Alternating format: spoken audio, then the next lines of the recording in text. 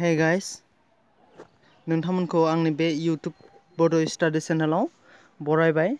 लोगोसे नोंथांमोना दासिमबो जुदि आंनि बे बड' स्टाडि चेनेलखौ साबस्क्राइब खालामाखै, गिबियावनो साबस्क्राइब खालामनानै लाग्रो, लोगोसे बेल आइकनाव थुनानै हो।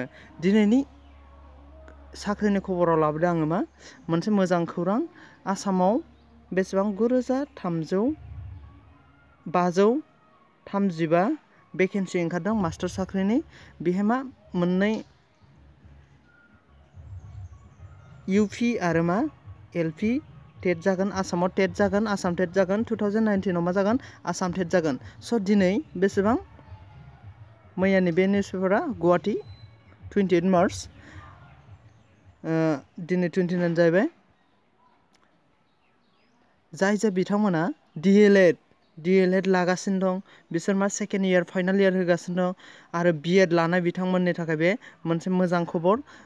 आसामाव 7 बोसोर जाबायमोन टेट जायैया, दा गोदानै टेट ओंखारदों। मा होनदों बे? नतुनকৈ टेट अनुष्ठित কৰাर निर्देश हाइकर्टर।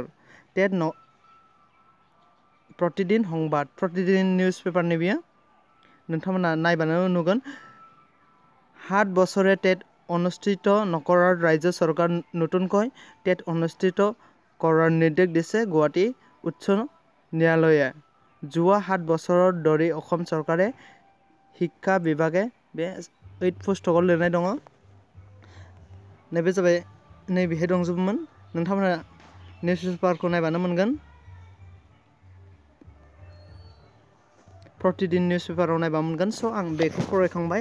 गासै LP लेभेलाव गासै भेकेन्सि दङ बेसेबां? 5000 भेकेन्सि दङ।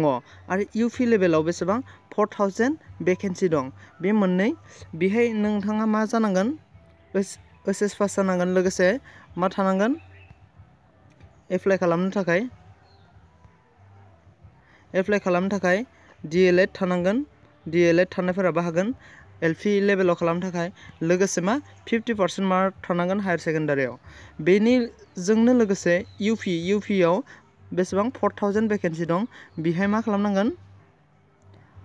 बेहाय एप्लाइ खालामनो थाखाय B.Ed थाबाबो जागोन, आरो लोगोसे DLED थाबाबो जागोन। लोगोसे मा जानांगोन? ग्रेजुएसन जानांगोन। लोगोसे UPआव साख्रि मावनो थाखाय मा जानांगोन? ग्रेजुएसन जाथारनांगोन। लोगोसे मा थानांगोन? 50% मार्कबो थानांगोन। UP माने ME सेक्सनखौ होनना बुंनाय जायो। स' जाय नोंथांमोना B.Ed खालामगासिनो दं, बिसोरनि थाखाय मोजां खौरां। बेनिखायनो नोंथांमोना दानिफ्रायनो प्रिपारेसन खालामदो। मानोना मोजाङै प्रिपारेसन खालामबानो मा मोनगोन?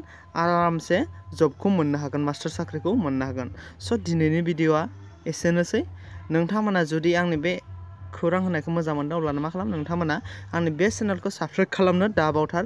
लोगोसे बेनि अफिसियेल नटिफिकेसनखौ थाबैनो होनाय जागोन होननानै बुंनाय जादों। लोगोसे इलेक्सननि उनावनो मा जागोन? बेनि एप्लाइआ स्टार्ट जागोन, अनलाइन एप्लाइ जागोन।